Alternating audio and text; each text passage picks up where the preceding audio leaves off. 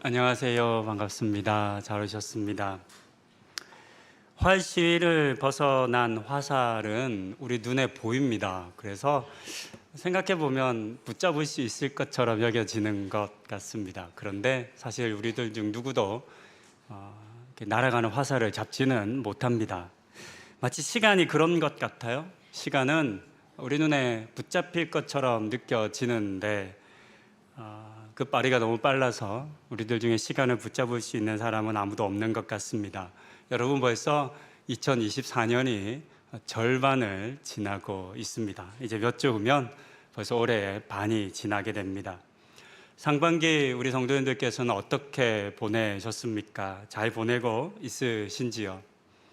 올 상반기에 신방을 참 많이 하고 있는데요, 다른 어느 때보다 열심히 신앙생활 하시는 우리 성도님들의 모습을 확인할 수 있어서 감사한 시간이었습니다.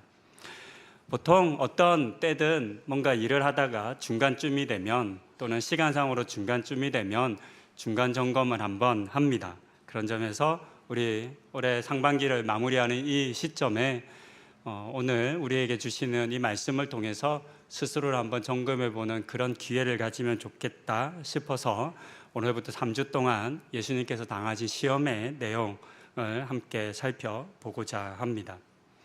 사람이 되어 세상에 오신 예수님께서는 공생의 생활을 이제 본격적으로 시작하시기에 앞서 성령에게 이끌려 마귀, 즉 사단의 시험을 받으셨습니다. 사실 우리는 왜 성령님께서 이렇게 예수님을 이끌어 사단의 시험을 받게 하셨는지에 대해서는 정확한 이유는 알지 못합니다. 정확한 이유는 알 수 없지만 그래도 한 가지 짐작할 수 있는 것은 이 일 또한 우리를 위한 일이었을 것이다 라고 하는 생각은 해볼 수 있겠습니다. 사실 우리는 이 사건을 통해서 몇 가지 유익을 얻을 수 있습니다. 저는 크게 두 가지 유익이 있다고 생각합니다. 그중 첫 번째는 예수님께서 시험 받으신 이 사건을 통해서 사단이 반드시 우리도 시험할 것이다 라고 하는 이 사실 한 가지를 명확히 알 수 있습니다. 예수님에게까지 시험했던 존재인 사단이 우리는 시험하지 않고 넘어갈 리는 없기 때문이겠습니다. 또 두 번째는 사단이 어떤 모습으로 어떤 내용으로 사람을 시험하는지에 대해서 어느 정도 짐작할 수 있게 된 것이 우리가 얻는 큰 유익입니다. 사실 이 두 번째 유익이 우리에게 큰 도움이 됩니다. 대부분의 성인들이 적어도 한 번은 보는 시험이 있습니다. 이 자리에 우리 성인분들이 굉장히 많으신데 거의 대부분 다 성인들이신데요, 거의 이 자리에 계신 대부분이 다 보셨을 시험이 하나 있습니다. 뭘까요? 무슨 시험 보셨을까요? 운전면허 시험. 다 보셨죠? 거의 다 보셨을 겁니다. 안 보신 분이 없어요. 혹시 운전면허 시험 보실 때 자동차 학 개론집으로 공부하신 분이 있으세요? 언니 자동차를 알아야 운전을 하니까. 아니면 혹시 법령집, 교통법규집으로 공부하신 분이 있으세요? 없으시죠? 여러분 뭘로 공부하셨어요? 기출문제집. 검색해 보니까요, 어떤 특정한 굉장히 종류가 많잖아요. 그런데 특정한 한 회사의 책이 잘 나간대요. 그게 거의 모든 출판사의 이 기출 문제집 중에 절반 이상의 비율을 차지하고 있는데요, 세상에서 가장 많이 팔린 책은 전 세계적으로 성경입니다. 그건 다 아실 겁니다. 우리나라에서 가장 많이 팔린 책은 성경이 아닙니다. 뭘까요? 자동차, 운전면허, 기출문제집입니다. 단일, 여러 종류가 많으니까, 성경도 여러 종류가 많으니까 단일책으로 안 여기는 것처럼 이렇게 출판된 인쇄물 중에서 우리나라에서 가장 많이 팔린 책은 자동차 운전면허 기출문제집이라고 합니다. 왜 그러면 우리가 이렇게 기출문제집을 사서 풀죠?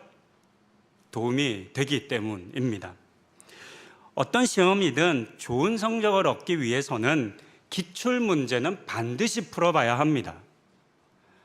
물론 우리는 이 운전시험에서만큼은 기출문제만 푸는데요, 대부분의 제대로 된 공부를 하려면 원래 전공서적도 봐야 하는 것이고 원래 책도 봐야 하지만 그렇다고 해서 기출 문제를 소홀히 할 수는 없습니다. 기출 문제는 풀어보면 이미 한번 나왔던 문제라는 뜻입니다. 이미 출제된 문제라는 뜻입니다. 그러니까 이미 출제됐으니까 이제는 안 나올 거야 이렇게 우리 생각하지 않죠. 어떻게 생각하죠? 오히려 한번 나왔던 문제니까 그만큼 중요하니까 또 나올 거야 라고 생각합니다. 또 여기에 더해서 기출 문제의 변형이 이루어질 거다 라고 생각합니다. 그래서 기출 문제를 굉장히 중요하게 여깁니다. 저는 오늘 우리가 함께 오늘부터 보게 될 이 3주 동안에 예수님께서 받으신 시험을 일종의 기출 문제라고 여기며 설교를 준비했습니다. 예수님께서 받으셨던 시험의 내용을 살펴보며 우리에게 주어질 임하게 될 시험이 어떤 것인지를 생각해 볼 수 있을 것 같습니다. 사실 이 본문에 대한 설교는 여러분들 많이 들어보셨을 겁니다. 저도 제가 했던 모든 설교를 가지고 있습니다. 모든 설교를 성경 본문을 넣으면 다 나오는데요. 이 본문의 설교를 2014년도에 3주 동안 했었습니다. 혹시 기억하시는 분은 안 계시죠? 기억 못 하셔야 돼요. 사실 저도 기억이 안 나거든요. 자료를 찾아보니까 아는 거지 제가 언제 이 설교를 했는지는 기억이 안 납니다. 했다는 기억은 어느 정도 있겠지만 어떤 내용으로 했는지 자세히 기억을 못 합니다. 그래서 다시 찾아보고 전체 설교를 다 읽어보고 또 몇 해 전 수요 사경회에서 또 한 번 이 본문을 다루어서 예수님의 시험의 내용들을 살펴보긴 했습니다. 근데 참 놀라운 것은 10년 전에 제가 했던 설교를 다시 읽어보면서 또 하나님께서 이때쯤 이 본문을 통해서 우리에게 이 한 해를 좀 점검해 보아야 되겠다. 나는 어떤 일상을 살아가며 어떤 영적으로 육적으로 무장된 삶을 살아가고 있는가를 점검해 보면서 해석이 많이 달라진다는 것을 느낄 수 있었어요. 이유는 2014년도에 저와 우리 공동체가 살았던 그때와 10년이 더 지난 지금 저와 우리 공동체가 달라져 있기 때문이겠습니다. 혹시 그때의 기록을 가지고 계신 분들 괜찮습니다. 내용은 다릅니다. 다른 내용으로 함께 설교를 하게 될 텐데요.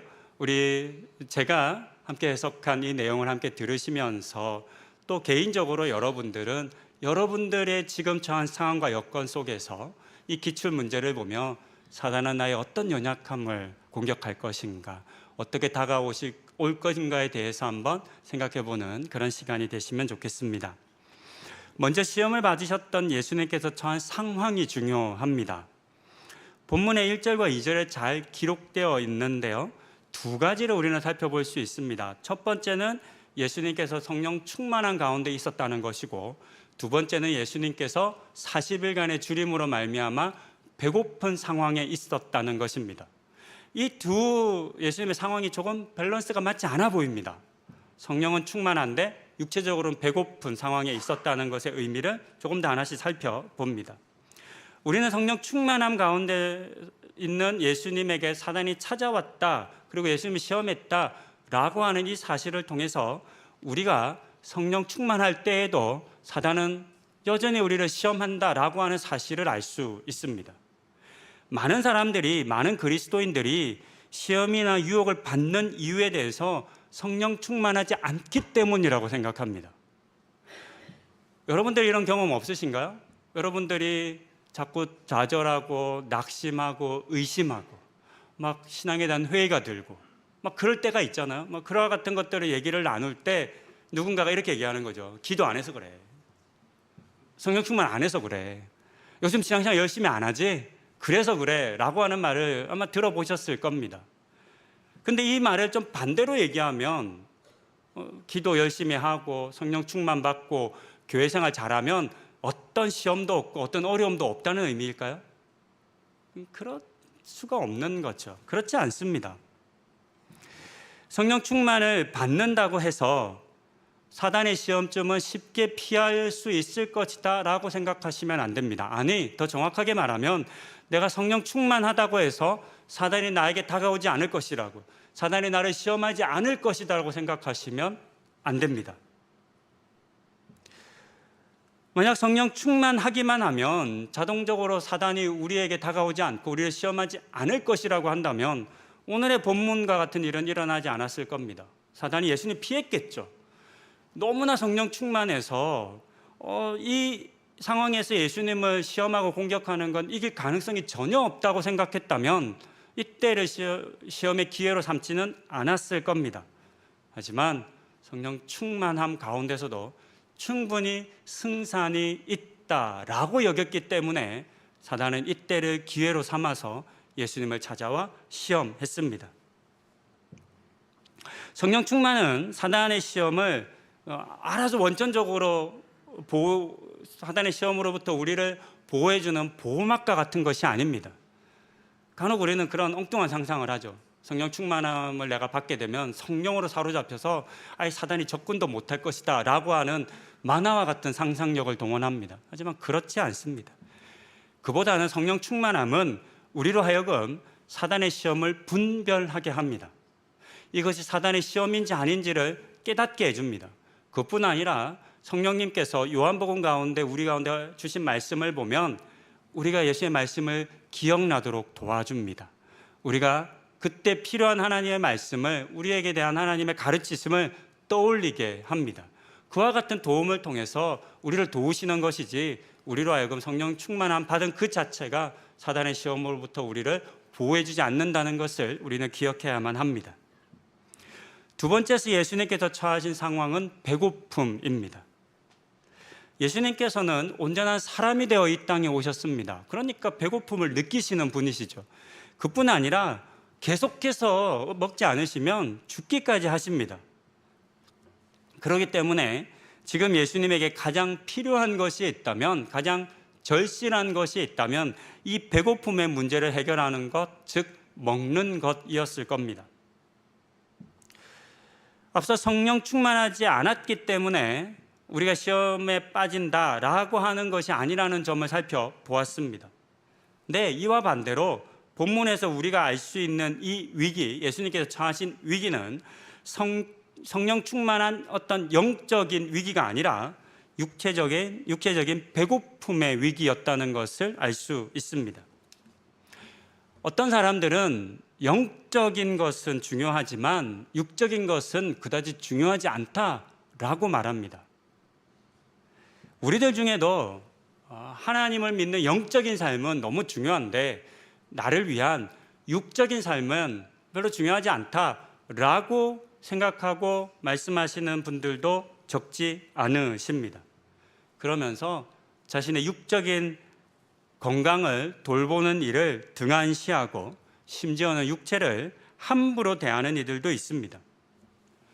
하지만 육체적인 연약함은 이 땅에서의 우리 삶에 즉각적인 영향을 미칩니다. 아무리 영적 충만한 상태이라 할지라도 육체적인 배고픔은 인간이 처한 매우 큰 위기입니다. 사단은 육체적인 배고픔의 때를 예수님의 위기의 때로 보았습니다. 예수님이 처한 이 배고픔이야말로 공격할 만한 가장 절호의 기회라고 보았습니다. 그래서 그때와 틈을 놓치지 않고 예수님을 찾아왔던 것입니다. 피곤하다는 말을 달고 사는 사람들이 있습니다. 여러분 어떠십니까? 피곤해, 졸려 죽겠어, 힘들어, 이런 말 혹시 달고 살지는 않으십니까? 여러분들의 삶들을 한번 돌아보시면 좋겠습니다. 어젯밤 여러분들의 가족 가운데, 부부 가운데 어떤 이야기를 나누셨습니까? 혹 피곤하다, 지치다, 좀 빨래 좀 해, 분리수거 좀 해, 뭐 좀 해, 나 지쳐서 피곤해서 못하겠어, 이런 말 하지는 않으셨습니까? 혹 그러셨다면, 혹 지난 며칠간, 한 주 동안 피곤해 라고 하는 말을 한 번이라도 쓰셨다면 그 피곤하다는 말씀을 하신 다음에 여러분들은 무엇을 하셨습니까? 한번 생각해 보시면 좋겠습니다. 여러분, 피곤하면 어떻게 해야 되죠? 피곤하면 쉬어야 돼요. 그렇죠? 답을 잘 알고 계시죠? 근데 여러분, 놀라운 사실은 피곤하다는 말을 달고 사는 사람들이 그 피곤을 풀기 위한 노력은 별로 안 한다는 거 아세요? 피곤해, 졸려 라고 말씀하시지만, 물론 상황상 어쩔 수 없는 분들도 계세요. 그럴 수 없는 분들 어쩔 수 없지만, 그러나 충분히 시간을 조절하고 삶의 방식을 바꿀 수 있음에도 불구하고 그러지 않는 분들이 꽤 많습니다. 피곤하다고 말하지만 쉬지 않고 인터넷이나 게임을 합니다. 그렇죠? 좋은 음식을 먹는 것도 매우 중요한 일입니다. 패스트푸드를 비롯해 인공 첨가물이 가득 든 음식이 결코 우리의 몸을 건강하게 하지 못하는 것들을 여러분 다들 잘 아십니다. 그렇죠? 모르시는 분은 없으실 겁니다. 하지만 그럼에도 불구하고 편리함과 그 자극적인 맛에 대부분의 사람들은 쉽게 넘어갑니다. 이런 상태가 지속되면 육체적인 건강은 금방 무너지고 맙니다. 그리고 병에 걸리거나 아프게 되고, 또 본문에서 예수님께서 시험 당하신 것처럼 쉽게 유혹할 수 있는 그런 상태가 됩니다. 그렇기 때문에 우리는 영적인 건강을 잘 지키고 중요하게 여기는 것만큼 우리의 육체적인 건강을 지키기 위해서 애쓰고 노력해야 한다라고 하는 사실을 예수님께서 처한 두 번째 상황을 통해서 배울 수 있습니다. 지금까지 예수님께서 처하셨던 성령 충만함과 배고픔이라고 하는 두 상황을 보았습니다. 이런 상황을 전제하고 이런 상황 속에서 시험이 이루어졌습니다. 첫 번째 시험의 내용은 돌을 떡으로 만들라는 것입니다. 표현되진 않았지만 단순히 돌을 떡으로 만들어봐 라고 하는 유혹은 아니었을 겁니다. 돌을 떡으로 만들어서 먹으라 라고 했을 겁니다. 이 시험이 단순히 돌을 떡으로 만드는 능력이 있는지 없는지를 보여봐 라고 하는 의미가 아니라면, 그렇다면 이 시험에 숨겨진 사단의 의도는 무엇이었을까요? 오늘 저는 그 답을 3절에서 예수님을 향해 했던 하나님의 아들이어든, 만일 하나님의 아들이어든이라고 하는 표현에서 찾아보았습니다. 우리는 예수님께서 하나님의 아들이라는 사실을 잘 압니다. 그것을 믿고 있습니다. 이 땅에 사람이 되어 오신 예수님께서도 이 사실을 잘 인식하고 계셨습니다. 이 사실은 의심할 것이 하나도 없습니다. 그런데 놀랍게도 사단은 이처럼 명확한 사실을 의심하게 만듭니다. 그런 점에서 이 시험은 이렇게 좀 바꿔볼 수 있을 것 같습니다. 내가 정말로 하나님의 아들이라면 돌들을 명령해서 떡이 되게 하는 정도는 할 수 있겠지? 이런 의미이진 않을까요? 내가 하나님의 아들인지 아닌지를 잘 모르겠네. 하나님의 아들이라면 이렇게 배고파 쫄쫄 굶고 있지는 않을 것 같은데, 그러니까 돌을 떡으로 만드는 정도의 일은, 그 능력은 가져야 믿을 수 있을 것 같아 라고 하는 의미일 수 있을 것 같습니다. 그리고 우리는 이와 같은 교묘한 왜곡이 이미 오래전 아담과 하와가 경험했던 시험과 유혹이었다는 것을 알 수 있습니다. 창세기 3장에서 사단은 하나님께서 동산에 있는 모든 나무의 열매를 먹지 못하게 하셨냐? 라고 하는 질문으로 아담과 하와에게 다가왔습니다. 답은 그렇지 않습니다. 그렇지 않습니다. 오히려 모든 것은 허락하시고 단 한 나무의 열매만 먹지 못하도록 금지하셨습니다. 그런데 사단은 이 관계를 뒤집어 버렸습니다. 이런 왜곡을 통해서 모든 것을 먹을 수 있었던 은혜를 더 이상 은혜로 여기지 못하도록 사람의 마음을 미혹하고 현혹한 것입니다. 왜 우리에게 저 나무는 먹지 못하게 한 것일까? 라고 하는 의심을 심어준 것입니다. 이와 유사한 방식으로 다시금 예수님을 시험하고 있습니다. 하지만 예수님은 자신이 하나님의 아들이신 것을 어떤 능력을 행하심으로 증명하셔야 하는 분이 아니십니다. 예수님은 아무것도 증명하지 않으셔도 하나님의 아들이십니다. 어떤 자격 조건을 갖추어야 또는 하나님의 아들에 걸맞는 능력을 가져야 하는 분이 아니십니다. 그런데 이런 너무나 자명한 사실을 의심하게 만들고 또 스스로 그것을 증명해 보이도록 부추긴 것입니다. 그러면서 이런 속임이 감추어져 있는 것 같습니다. 하나님의 아들이라면서 왜 이렇게 배고픔 가운데 고통하고 있어? 아니, 세상에 왕의 아들도 호익호식하며 살고 있는데 하나님의 아들이 굶으면 안 되지. 이런 조롱이며 유혹이겠습니다. 그래서 이 첫 번째 시험을 볼 때 매우 교묘한 심리전이 이루어지고 있다는 생각을 이번에 묵상을 하면서 알 수 있었습니다. 아주 짧은 내용이고 한마디 던진 것밖에 없는 것 같지만 내가 정말 하나님의 아들 맞아? 근데 배고프게 있어? 좀 밸런스가 맞지 않는 것 아니야? 하나님의 아들 정도면 배고프면 안 되는 거 아니야? 내가 볼 때 너 하나님의 아들 아닌 것 같은데? 정말 하나님의 아들 맞으면 진짜 하나님의 아들인지를 한번 증명해봐. 저 돌을 명령해서 떡으로 만들어 한번 먹어봐. 그럼 내가 믿어줄게. 이런 식의 심리전입니다. 그리고 우리는 이 지점에서 앞서 보았던 예수님의 상황에 대해서 다시금 생각해 볼 필요가 있습니다. 예수님께서 처하셨던 상황은 영적인 상황과 육적인 상황이 밸런스가 맞지 않았습니다. 예수님께서는 성령 충만한 상태였지만 육체적으로는 굶주리는 상황이었습니다. 왜 사단이 이때를 노렸을까? 왜 사단이 이때 예수님을 시험하려고 다가왔을까? 영적으로도 위축되고 육체적으로 연약할 때 찾아오면 더 쉬웠을 텐데, 아니 왜 그때 찾아오지 않고 영적으로 충만할 때, 그러나 육체적으로는 한계가 있을 때 찾아왔을까? 저는 그것 또한 사단의 의도이지 않을까 하는 생각을 해보았습니다. 그것은 예수님께서는 성령의 충만한 능력 가운데 계심으로 말미암아 돌을 떡으로 만들 수 있는 그 신적인 능력을 가지셨다는 것을 부각시키고 그것을 사용해서 그것을 사용하기를 바라기 원했기 때문은 아니었던 것일까요? 성령 충만한 능력과 배고픔이라는 두 상태를 엮어보면 사단의 유혹을 이렇게 해석해 볼 수 있을 것 같습니다. 내가 정말로 하나님의 아들이라면 왜 배고픈 상태로 있느냐? 단지 이 돌덩이가 떡이 되게 해라. 너는 그 일을 할 수 있는 능력이 있고 그렇게 해서 배고픔으로 고통하지 않아도 될 거야 라고 하는 유혹입니다.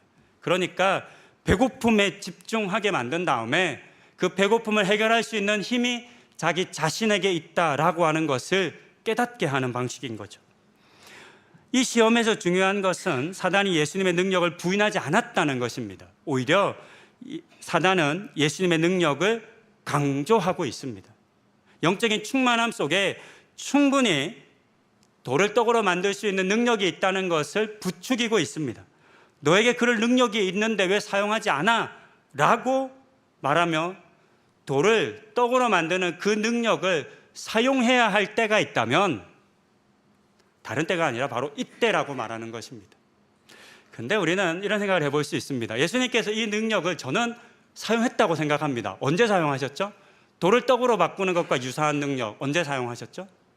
물을 포도주로 바꾸실 때, 오병이어로 5,000명을 먹이실 때 이와 같은 능력을 사용하십니다. 그런데 예수님께서 누구를 위해 사용하셨죠? 예수는 자신을 위해서였나요? 아닙니다. 예수님께서 자신에게 있는 그 능력을 사용하실 때는 자기 자신의 먹을 것을 해결하고 자기 자신을 위해서가 아니라 이 땅에 죽어가는 목자 없는 양과 같은 백성들을 구원하실 때 자신의 능력을 사용했다는 것을 우리는 기억해야 하겠습니다. 이 부분에서 첫 번째 사단의 시험에 숨겨진 결론적인 의도와 의미를 저는 이렇게 찾아보았습니다. 하나님께서 주신 권능을 이 땅의 백성들을 구원하는 데 사용하지 말고 너 자신의 필요를 채우고 자신의 배를 불리는 일에 사용하라라고 하는 유혹이었던 것입니다. 우리가 아는 것처럼 예수님께서는 이 땅에 하나님의 사명을 가지고 오셨습니다. 이 땅의 죄인들을 구원하는 사명입니다. 이 사명을 이루시기 위해 하늘 보좌를 버리고 사람이 되어 이 땅에 오셨습니다. 그리고 이제 그 사명의 일을 시작하려 하는 시점이었습니다. 바로 그때 사단의 시험은 예수님으로 하여금 이 땅의 죄인들을 구원하는 그 사명에 집중하지 못하게, 그 사명을 바라보지 못하게 하고 있습니다. 아니야, 배고프잖아, 지금 네가 더 급하잖아, 그러니까 그 사명을 좀 뒤로 미뤄도 돼. 너 자신을 위해 살아봐, 그래야 할 때야 라고 유혹한 것입니다. 그렇게 사단은 이 첫 번째 시험을 통해서 예수님으로 하여금 이 땅에 오신 사명과 목적을 빼앗으려 했던 것입니다. 그리고 우리는 예수님을 향한 이 첫 번째 시험의 기출 문제를 통해서 오늘 우리에게 이루어질 시험에 대해서도 생각해 볼 수 있을 것 같습니다. 사단은 우리에게 두 가지 모습으로 다가올 것 같습니다. 설교에 나눴던 것과 같은 내용입니다. 첫 번째로 사단은 우리의 존재에 대해 왜곡하며 우리에게 다가올 것입니다. 우리는 모두 예수 그리스도를 믿음으로 말미암아 하나님의 자녀가 되었습니다. 우리의 자녀됨은 율법을 잘 지켜서가 아닙니다. 뛰어난 능력을 가져서도 아닙니다. 어떤 자격을 증명해내었기 때문에 하나님께서 그래 너 내 자녀 할 만하네 라고 하신 것이 아닙니다. 오직 하나님의 용서하심의 은혜로 말미암아 우리는 구원을 받고 하나님의 자녀가 되었습니다. 하지만 사단은 끊임없이 이와 같은 우리의 자격을 문제 삼습니다. 우리 하나님의 자녀로서의 그 존재를 문제 삼습니다. 죄와 악에서 완전히 벗어나지 못하고 우리는 수없이 넘어지는 삶을 살아갑니다. 여전히 이 세상 가운데 나약한 육체를 가지고 죄와 악의 지배를 받고 그 권세 아래 살고 있다 보니 우리는 여전히 죄와 악 가운데 살아가는 겁니다. 그런데 그럴 때마다 우리를 찾아와 속삭입니다. 너 그렇게 반복해서 죄를 짓는데 너 정말 하나님 용서받은 거 맞아? 하나님 정말 너 이렇게 계속해서 죄 짓는데 용서하실 것 같아? 하나님이 이런 너를 사랑하실 것 같아? 라고 우리의 하나님의 자녀됨의 존재를 의심하게 만듭니다. 그러면서 우리 스스로 이런 생각을 하죠. 정말 하나님 나 안 사랑하실 것 같아. 가끔 우리 이런 착각하지 않습니까? 내가 하나님이어도 나는 포기할 것 같아. 여러분 이런 생각 해본 적 없으세요? 저는 있거든요. 그런 생각이 들 때가 있어요. 정말로 많이 위축될 때, 두려워질 때, 믿음이 정말 바닥을 칠 때가 되면요, 하나도 안 믿겨요. 저는 개인적으로 말씀드리면 저는 체험이 굉장히 많아요. 저는 어떻게 보면 체험 신앙이 굉장히 강합니다.